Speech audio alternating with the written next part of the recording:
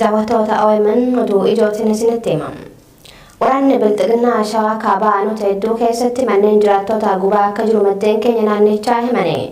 Oduuma wal qabateen ammoo walga'ii maqaa konferansii nageenyaatiin tibba kana magaalaa Fiicheetti dabballoota sirnichaa gaggeessan qaama labsii waraana uummata Salaalee irratti taasifamaa jiru ta'uun baramee jira.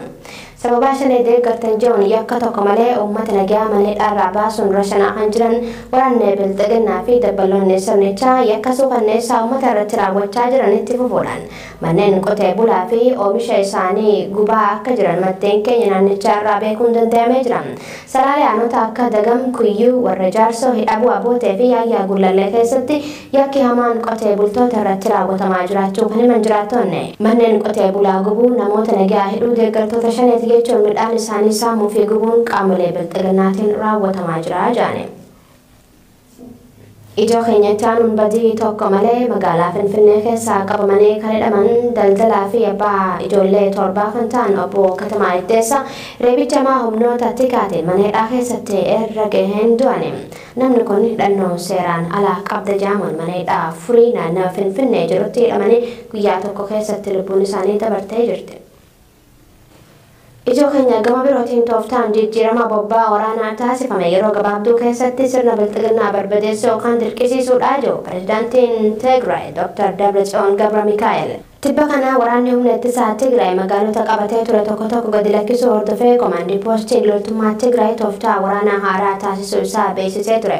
Magaalota muraasa lakkisuun humna ittisaa Tigraay kun mata duree dubbii tibbanaa ta'ee kan ture yoo ta'u, pirezidaantiin Tigraay Dr. Dabratsiyoon Gabramikaa'el dhimmicha ilaalchisuun miidiyaalee Tigraayiif ibsa kennanii jiru.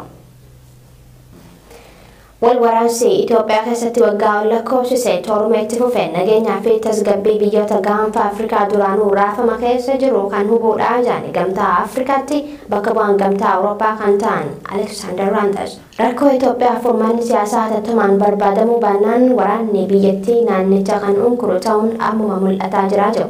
Rakkoo nageenya naannoo galaana diimaallee balaarra buusuu danda'u kanatti xumura gochuuf biyyattiitti ce'umsa qaama mara hirmaachisuu barbaachisa. Ce'umsa kun ammas akka hin butamneef garuu tumsi hawaasa addunyaa murteessaadha jaane Alexander.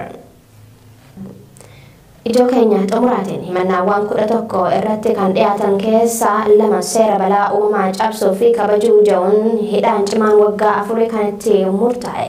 Hooggantuun duraanii Myanmar fi badhaafamtuun Noobeelii nageenyaa Aung San Suu Kyi umrii ishii guutuu mana hidhaatti dabarsuu dandeessi jaane. Noobeelii nageenyaa mo'achuun deebistee musliimoota Burmaa baay'ee kan galaafachiiste jaartiin ganna 74 ture.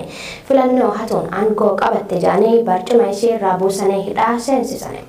Hayyangaa daawwattoota OMN oduuwwan ijoon sa'aatii tanaaf qaban isaan gammaatti daawwattanii babal'inni oduu tanaa oduu teenyatan idilee keessatti istiidiyoo teenyatan hoorarraa galgala kan isiniif darbuudha. Amma sittuu sagantaalee OMN tanneen akka waliin turtii gaarii.